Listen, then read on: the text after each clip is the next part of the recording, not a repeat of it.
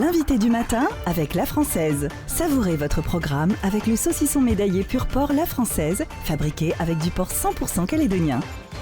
Bonjour Jean-François Bodin. Bonjour Nicolas. Vous recevez ce matin le nouveau président de l'autorité de la concurrence. Oui, Stéphane Rotterer, bonjour. Bonjour. Merci d'avoir accepté notre invitation alors que vous êtes arrivé il y a quelques jours seulement sur le C'est moi qui vous remercie. Pour prendre vos fonctions. Peut-être faire connaissance d'abord avec vous. Quel est votre parcours professionnel? Qu'est-ce qui vous a amené jusqu'à prendre la présidence de l'autorité de la concurrence en Nouvelle-Calédonie? Écoutez, mon parcours professionnel, très rapidement, donc avec un doctorat de droit de la concurrence, donc une spécialité initiale, c'est les premiers amours en droit de la concurrence, jusqu'en 2009. Après, je suis devenu magistrat administratif, donc c'est vrai que j'ai un parcours un peu plus classique de juge administratif. Et puis, je me suis spécialisé, j'étais déjà spécialisé dès les années 97, je travaillais sur Mayotte, au ministère de l'Outre-mer, sur le droit de l'Outre-mer, donc j'ai une véritable compétence en droit de l'Outre-mer. Et comme je vous l'ai indiqué, hors antenne, un vécu de plus de 7 ans en Polynésie française, qui fait que on a quand même un regard sur l'économie insulaire et sur le monde politique dans ces collectivités d'outre-mer et sur le droit applicable, tous ces problèmes de répartition de compétences, de loi de pays, etc. Voilà. On va y venir évidemment dans un instant pour voir un peu comment vous envisagez votre travail en Nouvelle-Calédonie. Ces premiers jours, vous les consacrez à quoi? À rencontrer l'équipe, à faire le tour aussi des, pardonnez-moi l'expression, des popotes, c'est-à-dire aller rencontrer les institutionnels, les politiques, prendre les premiers contacts? Exactement. D'abord, remettre, vous avez vu que, je ne cache pas qu'il y a eu quelques mois de latence. L'autorité a été, entre le départ de l'ancienne présidente et mon arrivée. Fin décembre. Et voilà, c'est 4 mois. Donc il faut remettre un moteur. Alors, il y a un moteur qui a toujours fonctionné, c'est tout ce qui est, je dirais, les notifications de surface commerciale et des concentrations, des concentrations d'entreprises, où là, on a une fonctionnaire contractuelle, Caroline, qui s'occupe parfaitement de la chose. Mais bon, sur l'autre terrain, il faut remettre l'autorité. Il faut par exemple constituer un collège. Ça doit être fait très rapidement pour faire fonctionner l'autorité. Donc voilà, dans un premier temps, c'est ça, c'est remettre en route ce moteur-là. Et puis ensuite, préparer, et on va peut-être y venir, une feuille de route sur l'année 2023 et 2024. On va venir sur cette feuille de route que vous souhaitez mettre en œuvre, parce que ce qu'il faut rappeler, c'est que l'autorité de la concurrence en Nouvelle-Calédonie, elle a un périmètre assez large, c'est-à-dire qu'elle couvre beaucoup de domaines différents. Oui, elle couvre à la fois le cœur du droit de la concurrence, qui est ce qu'on appelle les pratiques anticoncurrentielles, les concentrations d'entreprises, les accords exclusifs d'importation, la dépendance économique. À côté, il y a ce qu'on appelle la loyauté des relations contractuelles. Donc on a les délais de paiement, par exemple, qui est assez emblématique, puisqu'il y a eu des affaires assez récentes dans ce domaine-là. Et vous avez un rôle de conseil aussi auprès du gouvernement? Et on a aussi un rôle de conseil qui est la partie la plus délicate et la plus complexe, véritablement. C'est-à-dire que sur tous les textes, que ce soit délibération ou loi de pays, l'autorité est consultée pour déterminer si, dans ce domaine-là, la réglementation ne porte pas atteinte à la concurrence. Et on rend un avis avec des recommandations. Et ces recommandations, soit elles sont suivies, soit elles ne le sont pas. Et ça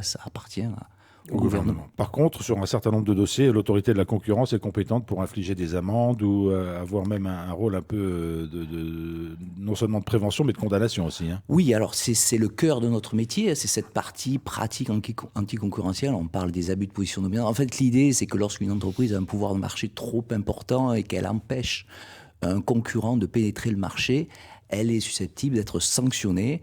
Et voilà, c'est la mission qui a été confiée par le gouvernement à l'autorité de la concurrence, et ça peut aboutir à des sanctions qui parfois peuvent être très lourdes.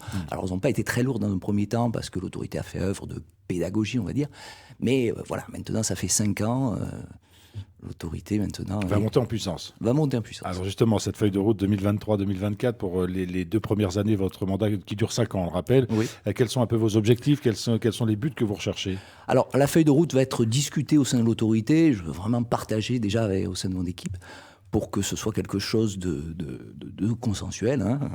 Mais bon, l'objectif numéro 1, vous le connaissez, ça sera toujours l'objectif de l'autorité de la concurrence, c'est la lutte contre la vie chère et la préservation du consommateur, puisque finalement la concurrence, son impact, c'est ce qu'on appelle le bien-être du consommateur. Donc c'est l'objectif numéro 1. Et dans ce cadre-là, je vous parlerai peut-être des autres objectifs, mais il y a beaucoup de choses, il y a beaucoup de choses, beaucoup de projets, mais cet objectif reste quand même l'objectif prioritaire. Est-ce qu'il y a des dossiers déjà en cours ou sur lesquels vous allez vous atteler rapidement? Bien, alors il y a des saisines qui sont déjà en cours. Donc, Les saisines, c'est des demandes extérieures. ce sont des entreprises, qui nous ont saisis pour estimer que dans tel et tel marché, secteur, il y a des pratiques anticoncurrentielles qui portent atteinte à la concurrence. Donc nous, on va reprendre ces saisines qui, vous avez bien compris, qui pour l'instant sont paralysées, puisque le président n'était pas là et que le rapporteur général, je l'indique à votre antenne, arrive le 13 mai.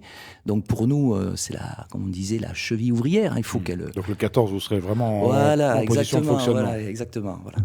Donc on va œuvrer pour aller dans ce sens-là au regard des saisines.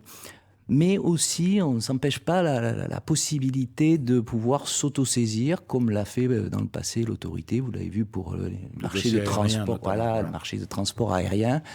Ce que je souhaiterais... Est-ce que je peux juste faire une petite parenthèse?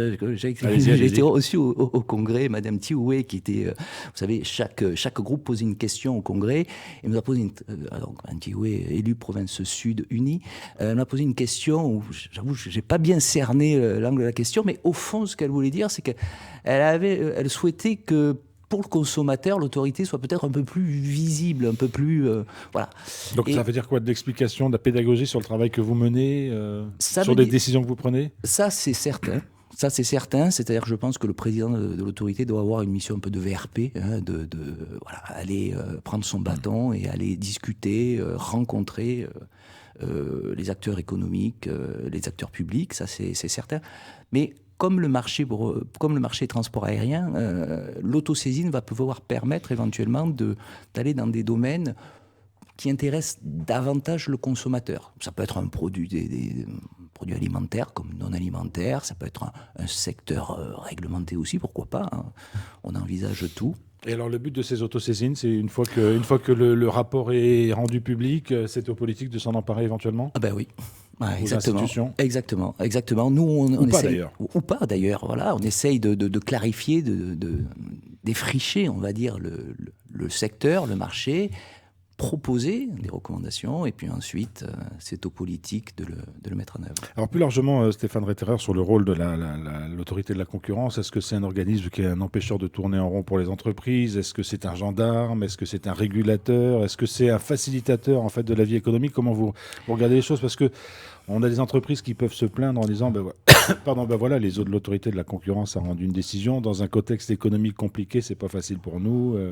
Oui, c'est vrai, c'est un peu tout ça à la fois, mais soyons clairs, l'autorité de la concurrence, elle est là pour préserver la concurrence. C'est-à-dire que si sur un marché X ou Y, vous avez une entreprise qui domine complètement le marché et qui empêche une autre entreprise de pénétrer ce marché, il n'y a plus de compétitivité. S'il n'y a plus de compétitivité, c'est très simple, il n'y a plus de concurrence, donc il n'y a plus d'innovation entre les entreprises, il n'y a plus de croissance, il n'y a plus de richesse et il n'y a plus d'emploi.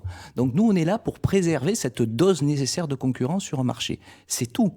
Je vous prends un exemple clair. Si sur un marché, il n'y a qu'une entreprise et que le marché peut supporter qu'une seule entreprise, nous, on n'intervient pas. Il peut y avoir parce que le marché, c'est 260 000 habitants. Exactement, il peut y avoir un monopole. Nous, ce qu'on va sanctionner, c'est juste une entreprise qui empêche une autre entreprise de pénétrer le marché. Mais si le marché ne peut supporter qu'une seule entreprise, il n'y a aucune difficulté, on laisse faire le marché. On est un peu l'autorité de l'économie de marché, voilà, pour simplifier les choses. Avec, c'est vrai, un pouvoir de sanction si l'entreprise... mais ce qui ne reste pas le cas le plus fréquent. Voilà, ce qui ne reste pas le cas le plus fréquent. Merci beaucoup Stéphane Retterer d'être venu ce matin dans les studios de Radio Rythme Bleu pour nous présenter la manière dont vous allez travailler dans les 5 ans qui viennent, parce que c'est un mandat de 5 ans, c'est ça? C'est un mandat de 5 ans. Qui est éventuellement renouvelable? Ça serait possible. On n'en est pas encore là. On va attendre 5 ans. Merci beaucoup d'avoir été avec nous ce matin. C'est moi qui vous remercie. Une interview que vous pourrez réécouter et même visionner sur notre site internet rrb.nc.